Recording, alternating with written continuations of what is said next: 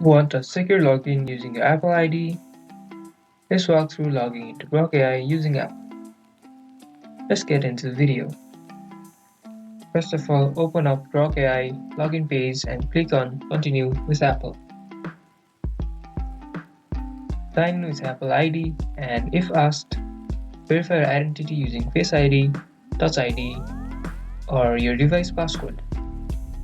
By the way, while we walk through these steps, it's worth noting that Grok AI is deeply integrated with X platform.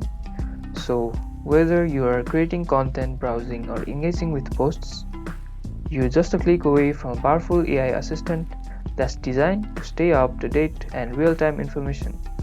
Pretty neat, right? Once verified, Grok will automatically log into your dashboard and you're good to go. And that's it. Secure, private, and super simple with Apple.